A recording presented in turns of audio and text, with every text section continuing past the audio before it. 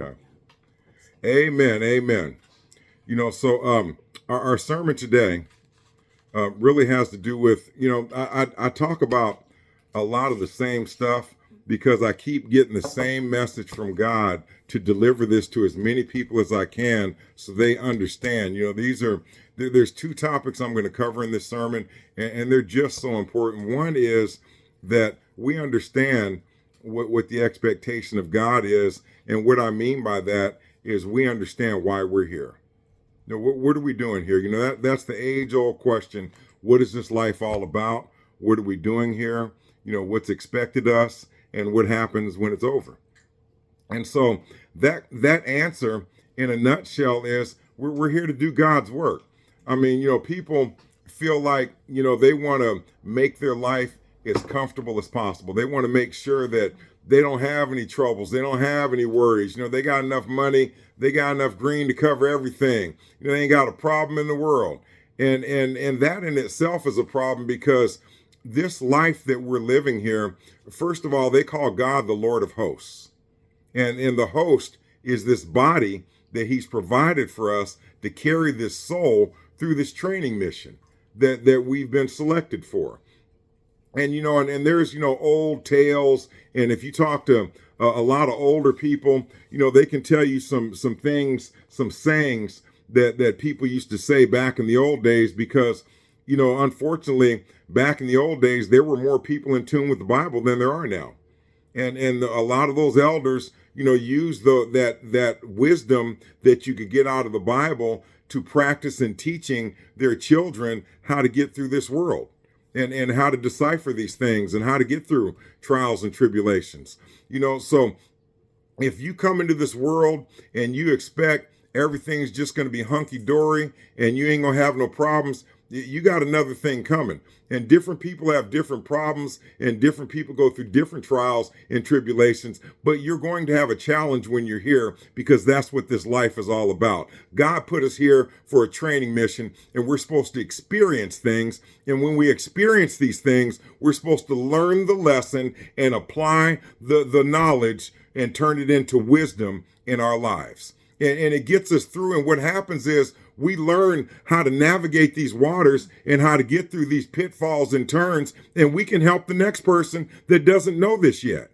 The knowledge that we gain should be passed on to other people. That's why we're here. We're here to help everybody we can. And one day, just like it says in the Bible, every knee shall bend, every head shall bow, and everybody will recognize who the Most High God is. And that's our goal, is to get as many people as we can there. We're rowing that ship of salvation. We got one hand on the oar, and we got the other hand over the side of the boat, and there's people swimming in that murky water, and the murky water is full of sharks and piranhas and alligators, and they're getting eaten alive. And they're reaching for that hand of salvation. And we're going to reach over the boat, and as soon as we feel them grab that hand, we're going to pull them on board and hand them an oar, and they're going to row us to salvation. We're going to row together.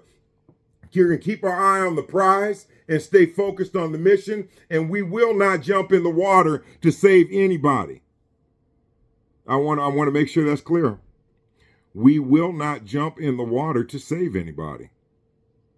And so, in the counseling world, and in the world as a parent, you find this too.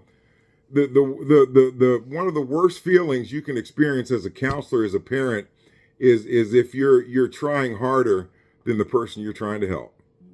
That sucks. When you're trying harder than the person that you're trying to help, and you're doing this to help them, and they're the ones that need the help, but you're trying harder than them. And a lot of times in that situation, the person does a little bit more than they should have had to do to reach this person, and they fall into water too. Now 2 people need to be saved. So what we're going to do is we're going to make sure that we don't jump in that water. We're going to reach our hand as far as we can while we're still rowing the boat, while we still have our eye on the prize.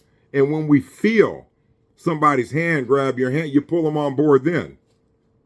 So that's just like, in order to row the boat in the first place. It's that old saying that I say all the time, and I equate that to an airplane ride. In case of loss of cabin pressure, your air mask will drop down. Please secure your air mask first before you try to help anybody else.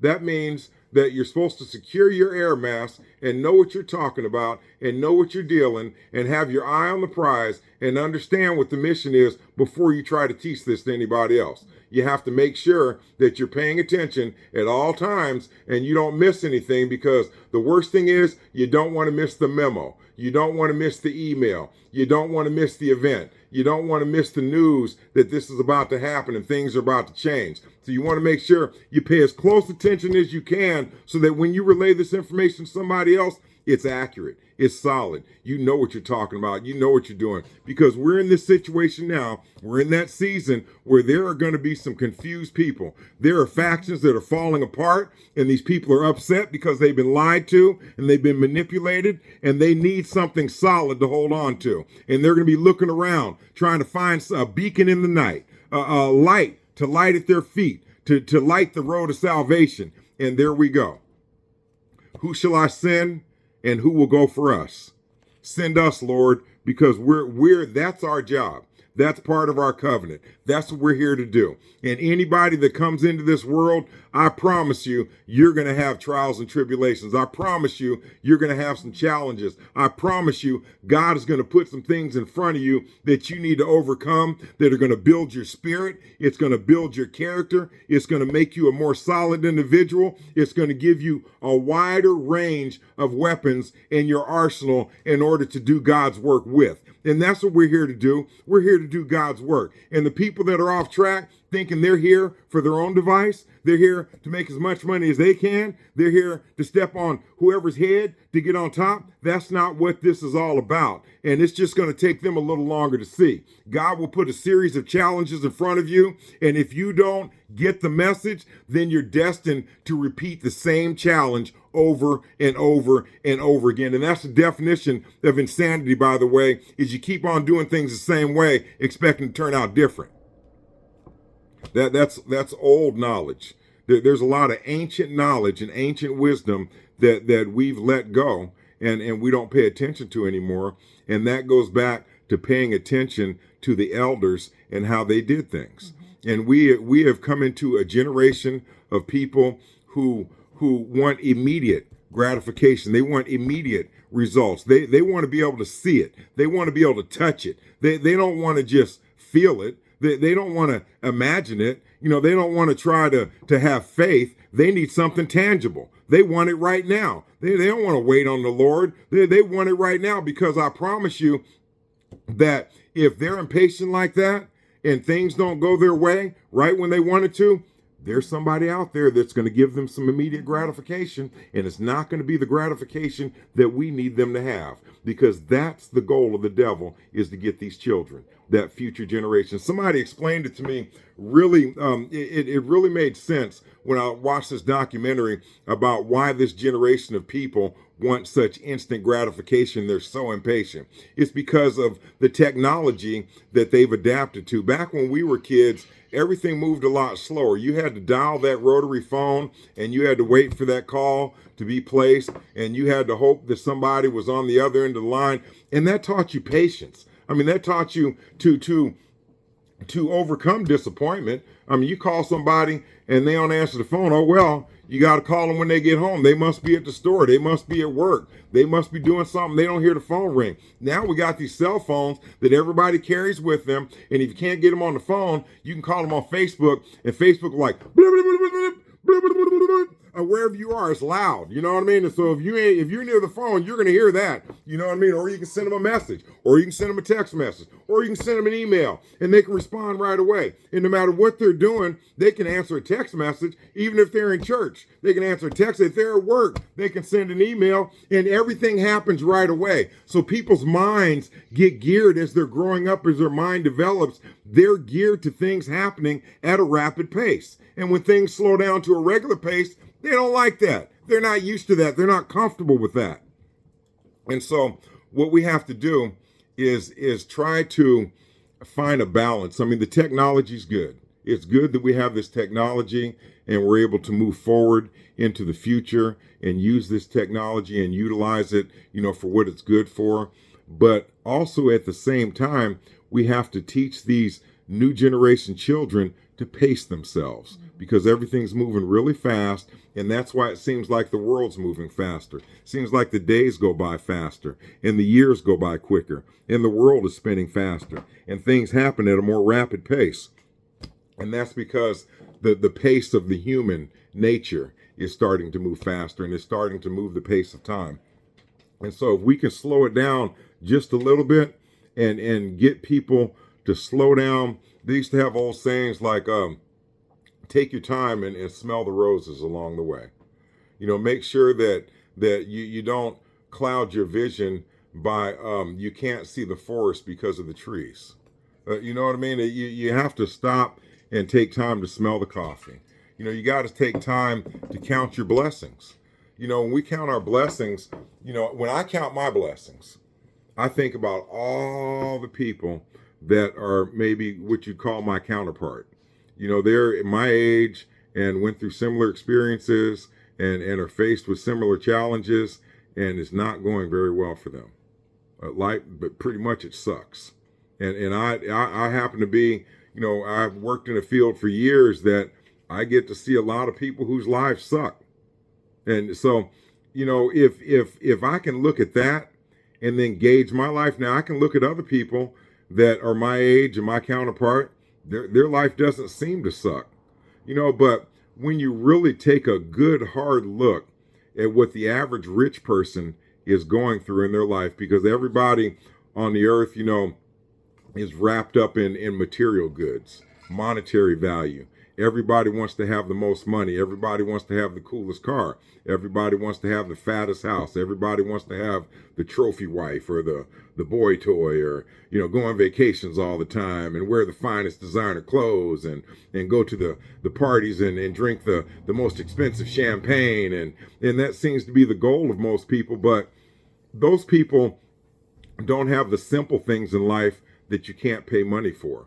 Those people, most of them, nobody loves them unless they're going to get paid. And you can get a bunch of yes people and you can crowd them all around you and they can say, yes, sir, no, ma'am. And they can agree with you on every philosophy you come up with, no matter how stupid it sounds. They're going to agree with you because you're paying them. And so these things that we search for, when we have God in our heart and when I ask God, let me just say me, let me not say we, let's say me. When I ask God for a blessing, I'm asking God to bless the people I love with the desires of their heart and make sure that they're successful and they're making it and they come by no hurt, harm, or danger. Nothing evil comes their way. And they're successful. And so I truly believe that when you pray for other people, that's where the blessings fall out of the sky. That's a selfless blessing. I don't pray for a new car. I don't pray for a fat house. I don't pray for, well, sometimes I do pray for more money in my bank account, but I don't pray for all that material stuff. I really pray for the fortune of others. And if we can all pray for each other, that's the key. That's the game. If we can all pray for each other, then everybody gets a prayer and everybody gets extra blessings for praying for other people. You see how that works? Let me say it again. If we can all pray for each other, then we get extra blessings because these are selfless prayers that we're praying for others. Now, as long as we're doing what we're supposed to do in God's eyes to honor this covenant that we're a part of, and I'm going to talk about that in a second, how important that is. As long as we do what we're supposed to do in God's eyes, God is going to give us the desire of our heart.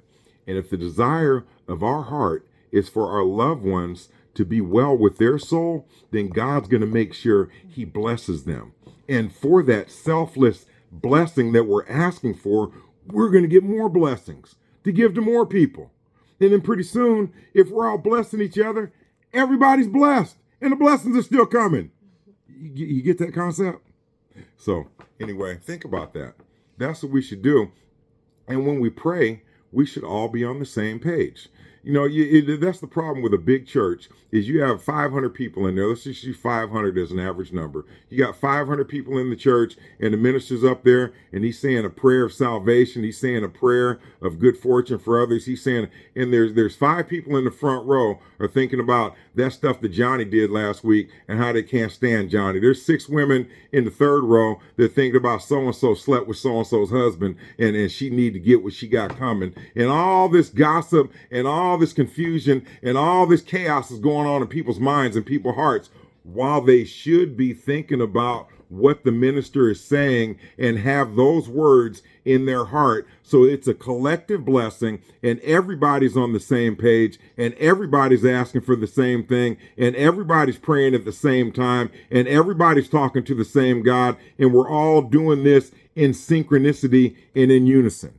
That's the other part of it. We have to be together on this. The more people that are doing the same thing the same way, that makes the prayer more powerful. God hears it. It's a stronger energy. It's a stronger feeling that God is feeling from that congregation. Now, this covenant that we're a part of, this covenant is exclusive to the children of Israel. And that's why Jesus came here, because God felt bad for the other people who their parents did not teach this diligently to them. They walked the ways of the wicked. They went the ways of idolatry. They walked the ways of witchcraft and sorcery. And they taught that to their children and their children's children and their children's children. And then pretty soon it was just a way of life for them. Well, that's not fair to them, because God holds you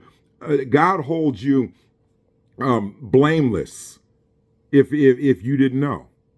And so when 3, 4, 5 generations go by and that's all you know is witchcraft and sorcery, what else are you going to do? Nobody told you about God. That's why Jesus got sent here. Jesus was here to give all those people that were walking the wrong way a chance to come back to God, because there's only one God.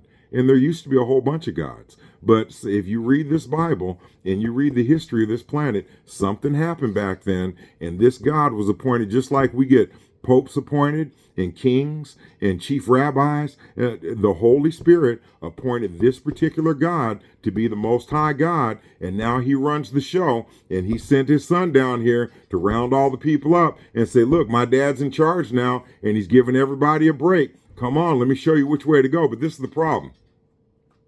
There are some people that manipulated that message. There are some people that created a fable about the real Jesus Christ, and they created a story about the real Jesus Christ, and then they falsified some things and twisted up some things to make it look a certain way that it wasn't really, and now all that information is becoming unraveled. All that information is falling apart. And these people are pissed. These people that believe this, they're pissed. They've been misled. They've been hoodwinked. They've been led astray. They've been bamboozled. They've been taken for a ride, glazed like a donut. They're upset. And so what's going to happen is they're going to be looking around for something to hold on to. These are grounded people that have God in their heart, and they're looking for salvation. And the only problem is the energy is right, the focus is right, the intent is correct, but they've been manipulated and led the wrong direction. And all they have to do is change the direction they're moving in, keep the energy, and change the direction. See, that's another one of those things where this is where God's work is cut out for us. God knew that we were going to be doing this, trying to get with him, trying to do his work, trying to be on his team at the same time that all this other stuff was falling apart. It's divine intervention. This was all meant to happen, but we were meant to be in a position to help these people. We were meant to be in a position to show them the lamp at their feet. We were meant to be in a position to show them which way to go, to show them the road to salvation. And when I mean show them, I don't mean just tell them and talk about it. That's a problem that we have now, is too many people talk about it and they're not being about it. And that's the whole thing. Kids, the new generation, they understand that. They know a hypocrite when they see one. You can walk the walk. I mean, you can talk the talk, but you can't walk the walk. And I talked about that last week, about there's probably very few worse feelings in the world as a parent as when your child comes to you and calls you a hypocrite. and says, why do you keep telling me to do this and you don't do it? That's got to be one of the worst feelings in the world. Because what do you say? I mean, you can, there's people that put on a facade and they put on a front, and they got saying there ain't no future in your front, don't have no shame in your game. They got shame in their game, and they feel like there's a future in their front, and they can go outside to the outside world and portray themselves as whoever they want to be, and say whatever they want to say, and do whatever they want to do. But when they come home, those people that live with them know the real them. So one or two things are going to happen. Either those people are going to start being phony, like the hypocrite, or they're going to call them out for being a hypocrite. And I tell you, it's a much better end game if you get called out. Because if you're teaching a bunch of hypocrites and you're teaching that hypocrisy diligently, now you're raising a bunch of hypocrites. That's not going to help anything. What you should do is hold yourself accountable, apologize to your child. I'm sorry for not setting a better example. And now you and I are going to work together to correct these mistakes and get on the right track. And you'll be surprised how resilient your child is and how unconditional the love is that child has for you. And I said it last week, I want to say it again. I want to, I always want to remind people that I said it last week, because I don't want people to think that I forgot. I just said it last week, but I just said this last week. Your child will respect you. Your child will respect you for holding yourself accountable in their presence, right in front of their face. Your child, there's children that have horrible parents, do crappy things. These parents suck. That's the only way to describe them. They suck. There's no gravity. The parents just suck. And so these kids will cover for them. These kids will lie for them. These kids will do whatever they need to do to cover up this parent's poor parenting. And so that's that unconditional love. That's that love that God has for us. And so this kid is going to forgive you. God is going to forgive you. And life in itself is going to forgive you. And things are going to start to get easier. And things won't be so difficult. You'd be surprised in that old saying. There's a lot of old sayings that make a lot of sense. What a tangled web we weave when we practice to deceive. So you stop tricking people and it won't be so tricky. You see how that works together? Don't trick and it won't be tricky. Trick. Anyway, you'll get it. But anyway, so don't try to deceive people, and it won't be such a deceptive life.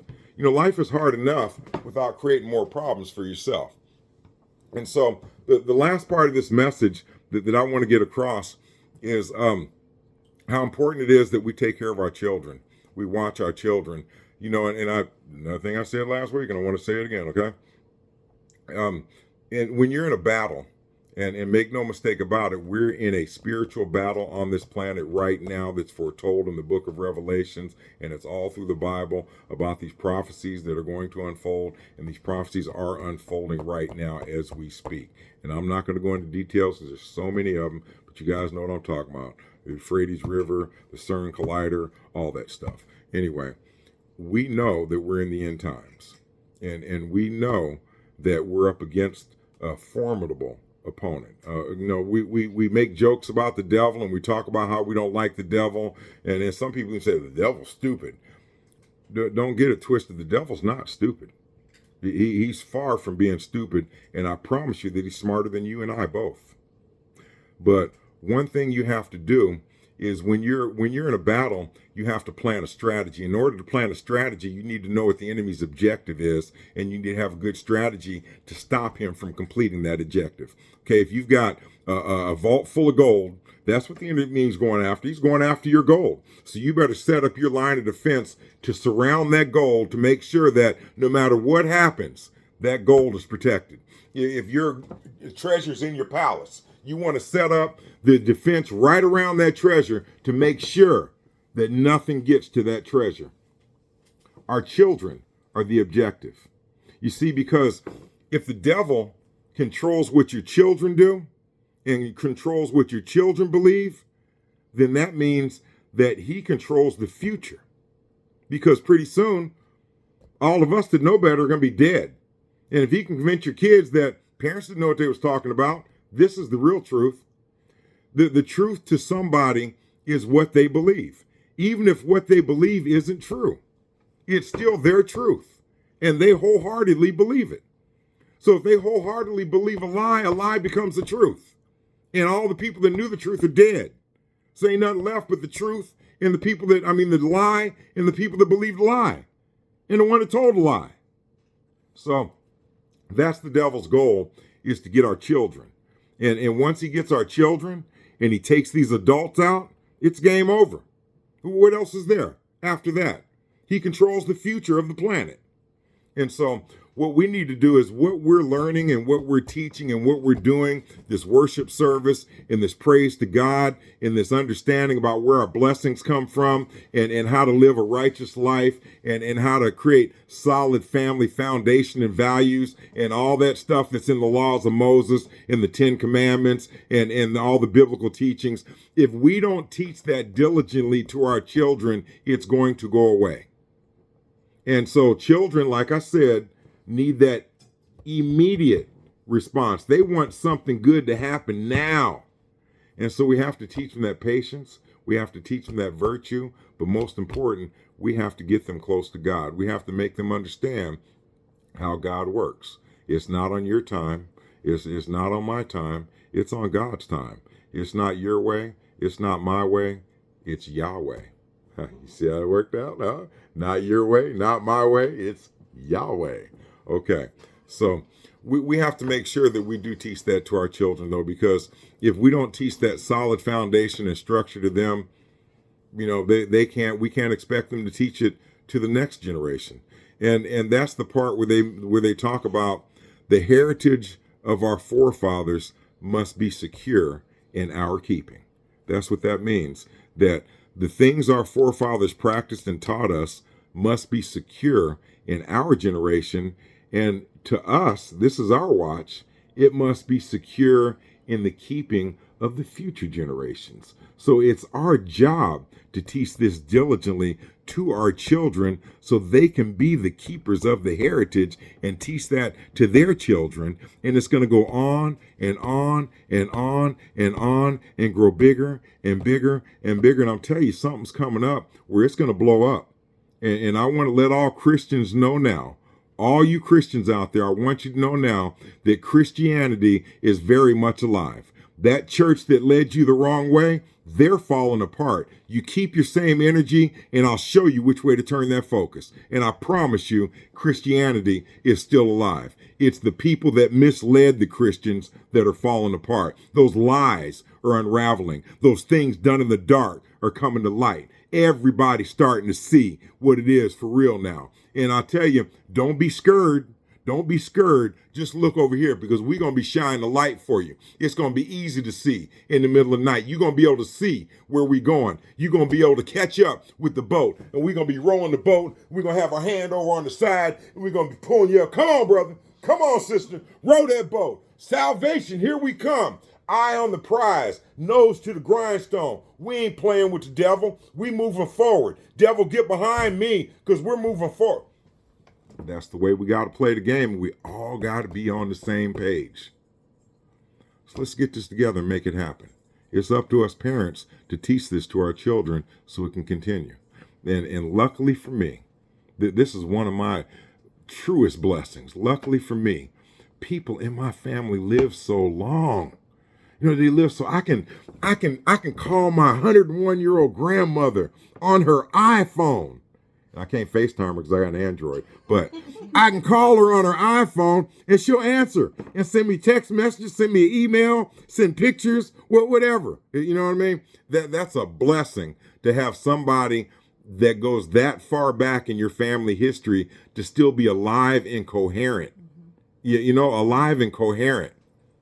And so that's one of the blessings I thank God for all the time. So let's just let's just reiterate this, and I'm gonna close the service because I appreciate everybody hanging in there with me, because I like to run my mouth, and I don't write this stuff down. It just comes in my head and it keeps on going and going and going, and I can't stop, and I have to stop myself. So right now I'm gonna try to stop myself, okay? Because I don't want this 29 minutes and 37 seconds. Okay, I don't want it to keep going forever. But look, this is what we got to do.